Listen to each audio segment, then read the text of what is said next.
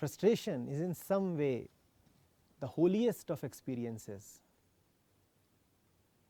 We need more men, more women who are frustrated. All right, I will correct myself. We need more people who acknowledge their frustration, because frustrated everybody anyway actually is. But we do not acknowledge our frustration. We rename it.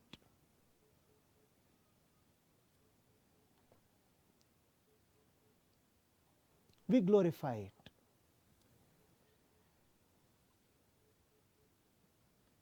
Very artificially we sanctify it.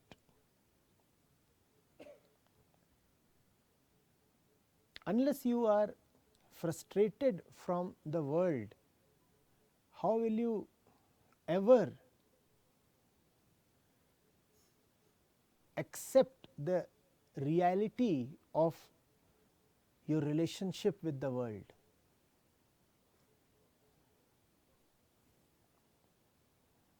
But we keep frustration in abeyance. We latch on to hope. Frustration keeps eating at our insides. We keep on getting hollowed from within, but we do not acknowledge. In order to escape from the fact of our frustration, we create alternate worlds. We create worlds of responsibilities. We create worlds of duties. We create worlds of absorbing daily routines. We create huge business empires that demand our constant involvement. Because unless you create alternate worlds that you can escape into,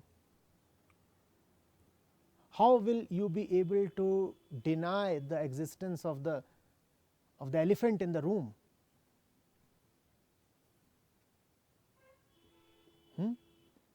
Frustration is like a great elephant in the room, and you want to somehow deny its presence. The only way is to remain lost, deliberately lost in sleep, in dreams. So we create a dream world.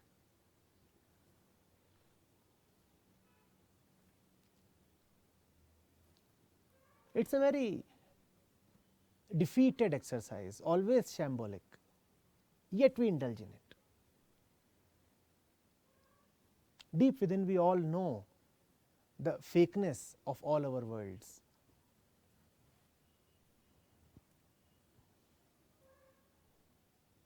Spirituality is just about acknowledging what you already know of.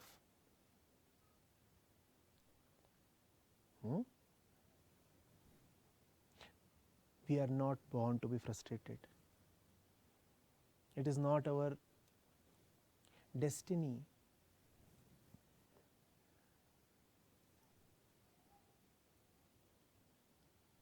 To live in a tepid way.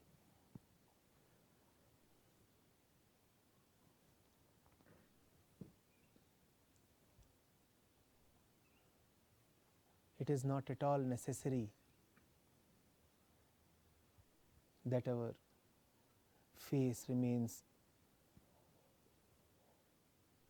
wrinkled, furrowed. It is so difficult to come across a simple plain forehead. It is not, is it not? All you see is lines and furrows.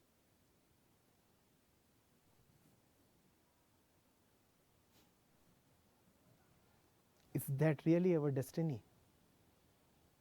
Is that what a child is born for?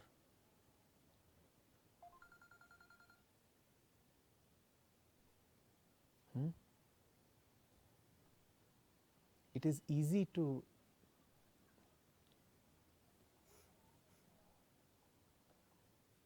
give that up which you anyway should not have carried with you. We think of it as very difficult. It is not.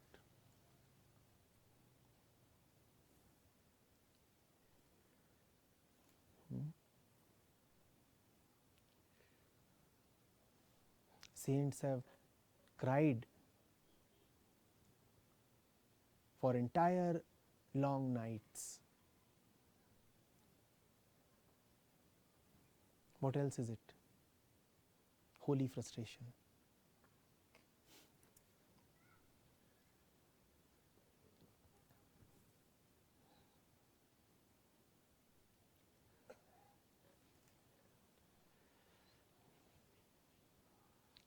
I was in Amritsar yesterday. I was spending time with Guru Nanak.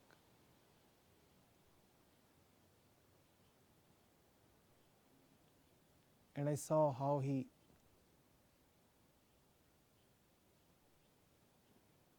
would keep crying and nobody would understand, except probably his elder sister, Nanki. His father used to think that he has gone mad. His father never quite approved of his ways, even after the world started hailing him as a guru.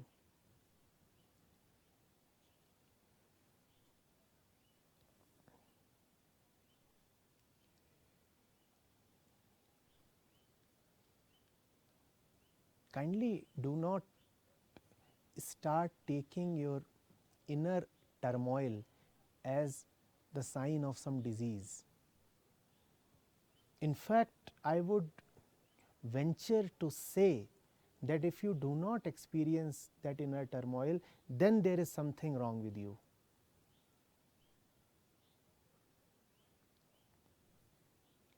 Just because everybody in the market is pretending to be hale, happy and hearty, you do not need to partake in the pretension. You do not need to join the facade. Those who are showing glittering faces to you have a lot of tears welled up and ready to break out.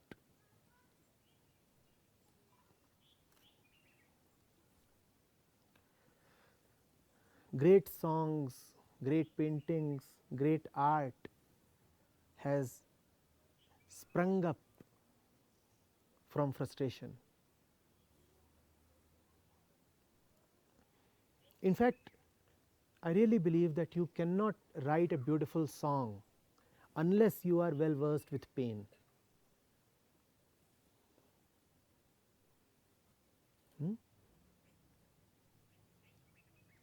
So frustration is not a disease. It is not something that you must hide. And it is not something that you need to escape away from. Viyogi होगा पहला कवि, आह से उपजा होगा गान, निकल कर आंखों से चुपचाप वही होगी कविता अनजान.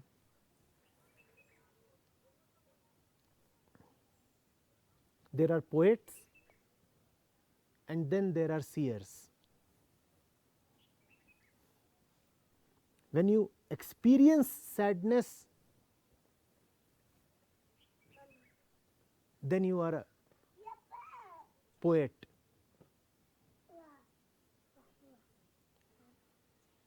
When you acknowledge sadness,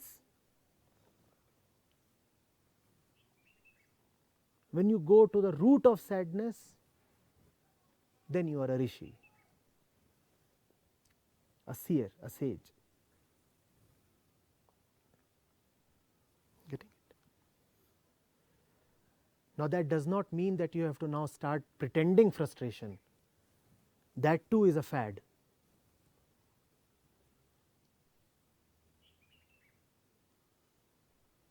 We live in a wannabe world.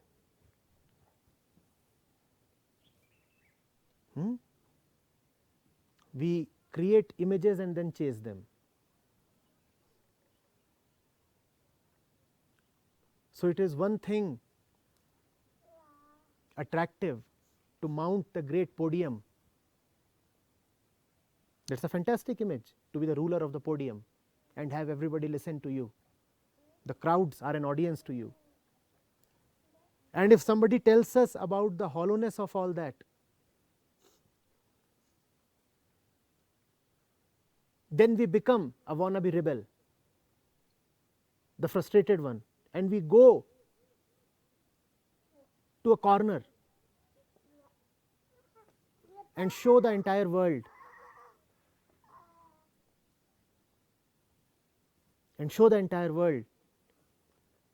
that we acknowledge our isolation, that we are cornered, that we are frustrated, that we are not a part of the crowd. And it is a great way to gather the crowd.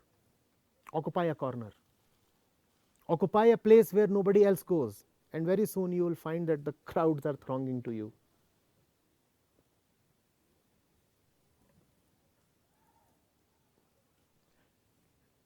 Don't want, don't pretend, see, acknowledge. What is the fact of life? How do you react to your own sweat? Have you seen how one reacts when one is sweating? The trickle can be quite unnerving.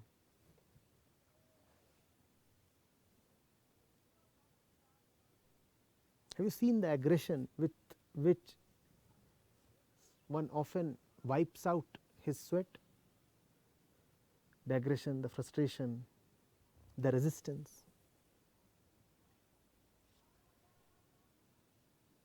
Have you seen how you take bath? Have you seen how you splash water upon yourself? Have you seen how you react when your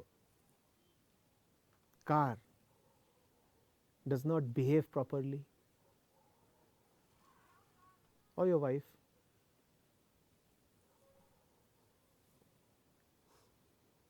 These are all telltale signs of hidden frustration.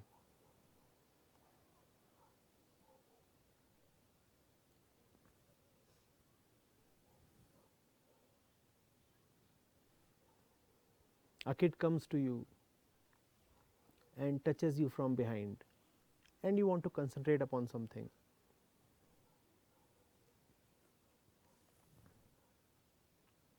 First time you smile at him, second time you gently remove his hand, third time you just remove his hand, and fourth time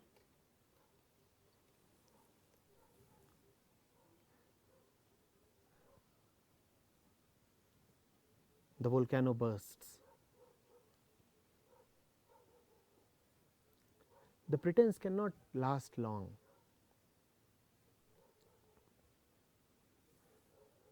The social happiness makes way for the fact of frustration.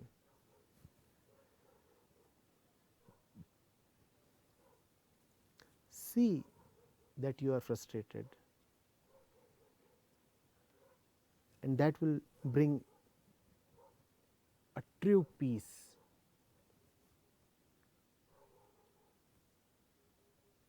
There is nothing more frustrating than hiding frustration.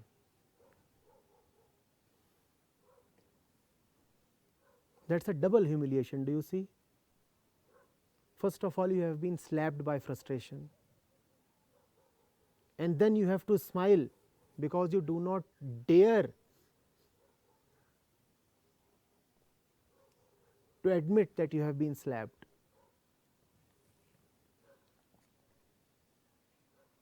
Who can really be joyful under this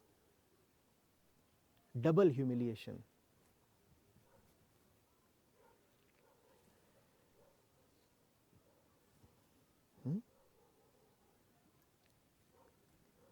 Acceptance of frustration is not a furtherance of frustration.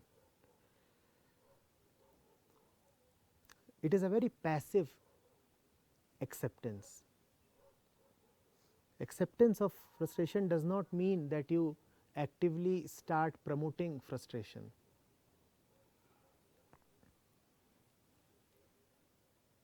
Yes.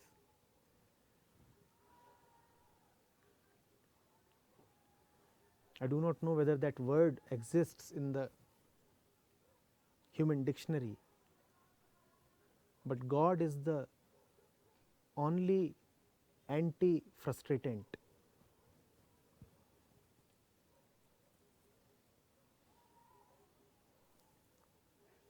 Truth is the only thing that can really relieve you from frustration.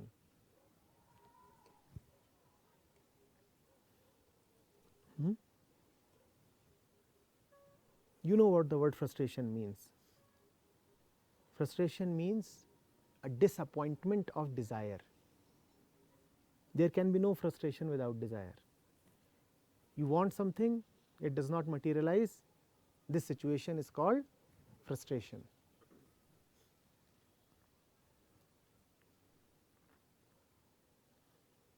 Unless your deepest desire is met, life will be frustration.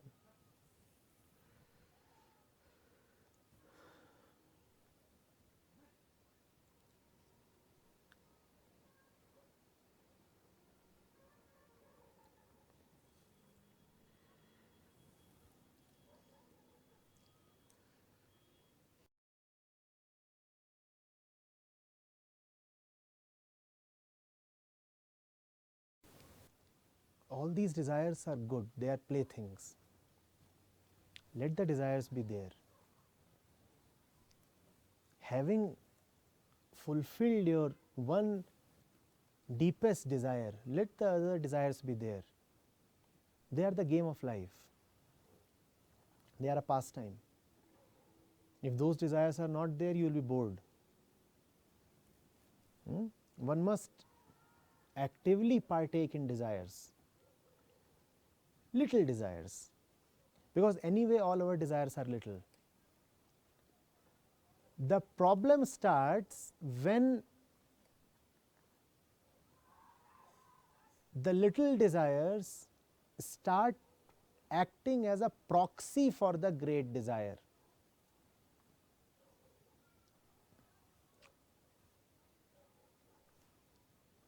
You want some money, it is a little desire, and it is a harmless desire. The problem starts when you start wanting peace through money. Money is harmless, but when money becomes a proxy for peace, then money is very harmful. People do not chase money, they chase peace through money, and that is called becoming money minded. Having money is not a problem, but please ask yourself, what does money mean to you? If money means nothing to you, then please chase money as much as you want to. But if money has started meaning something to you, then stop. That meaning is false. Because people do not have God, they chase God through money. Because people do not have love, they chase love through money. Don't you see that happening all around you?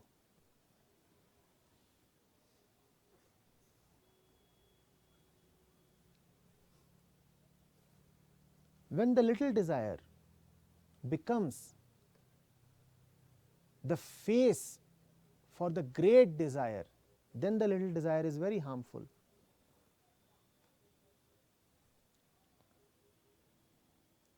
You want a woman? Go and get a woman. It's all right. Your entire body, your entire configuration, the mind, everything is designed to meet and mate. Go ahead, meet a woman, meet a man, participate in the game of Prakriti. It's all okay. But if you start thinking that a man or a woman will bring contentment to you, will bring godliness to your home, then you are going to be severely disappointed. And that is why you see disappointed couples. The man was living a forlorn life. He thought that when he would get married, then the woman would be bringing the forest to his desert.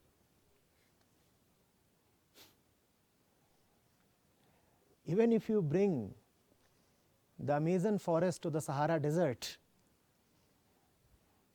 it is the Sahara desert that would win. Would it not?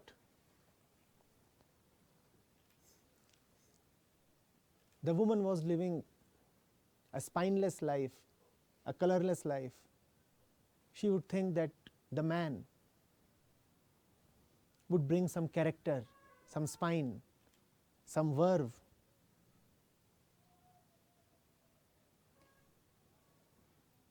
The man himself is often spineless. So after a while the woman starts feeling disappointed. I thought he would be a pillar of support. I don't know what kind of a flaccid pillar he is.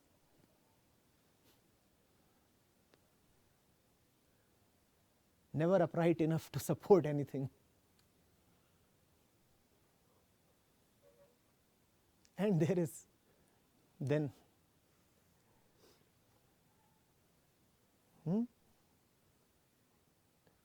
the usual lukewarm, depressing drama, that which we call as married life.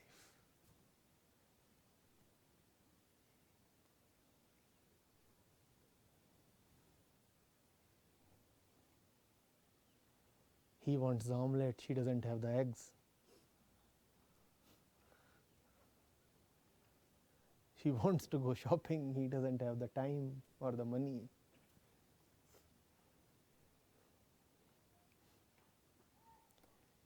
Actually, neither of them really have what the other one really wants.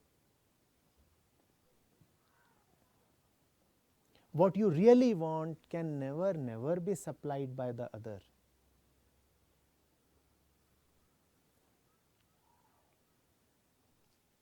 That real want is extinguished only when you clearly see that it need not be extinguished, because it is a want that is satisfied in advance.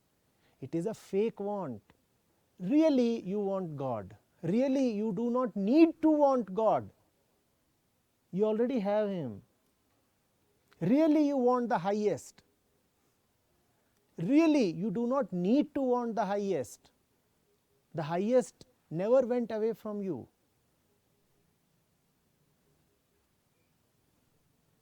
Once you see that the highest is always there with you in your form, then you can play around with the world. Then you can say, well, I want a pizza. And then the pizza is just a pizza. Then the pizza is not peace. Do you know why pizzas are so overpriced?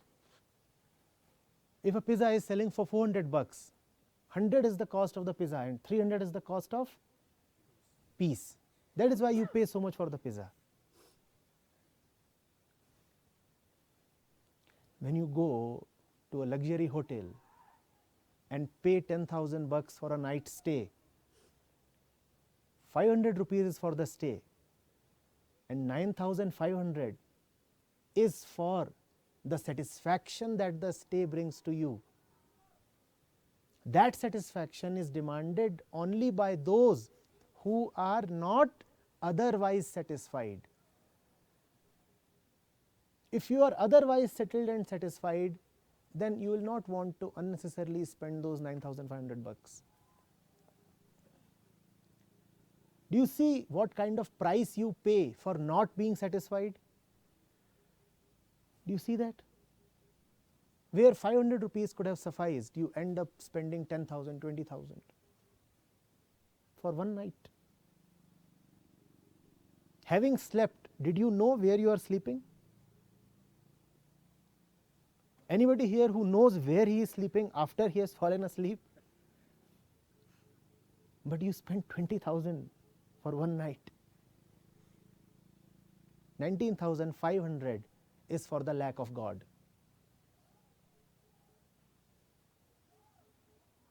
That is why those who have God end up saving a lot of money.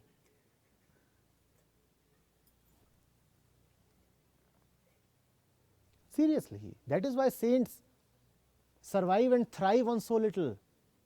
You call them fakir, they call themselves badshahs.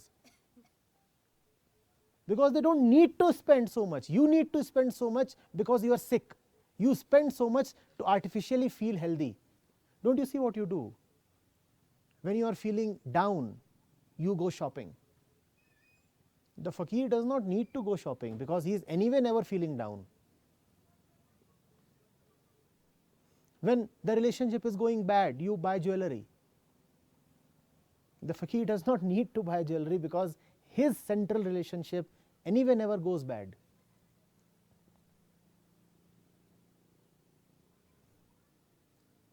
Jewelry is such a poor substitute for love.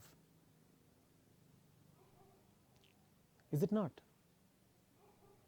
But jewelry costs a lot of money, and that is why people want to earn so much money. When I look at people who are in the race for money, first question I ask them is, tell me really, what are you compensating for? What hole are you trying to fill? There is surely some bottomless pit, an endless well that you are trying to fill. You will never be able to fill it. All your money will go waste.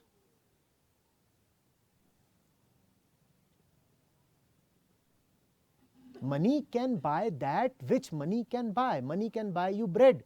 How will money buy you peace? But you are accumulating money because you do not have peace. Will all your money buy you even an iota of peace?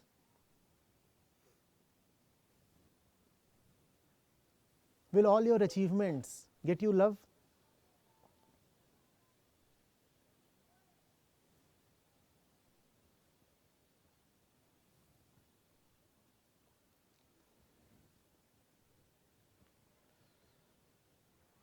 So desires are good, desires are wonderful, but only as long as they are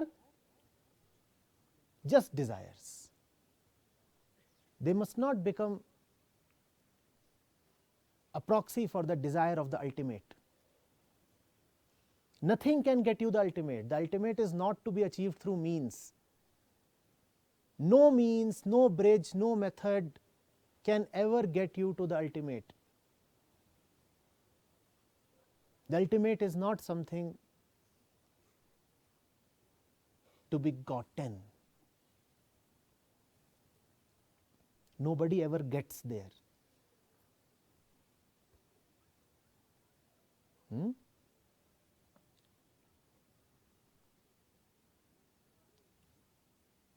So be all right, be healthy, be composed in your heart, and then if you feel like ordering a pizza, do order.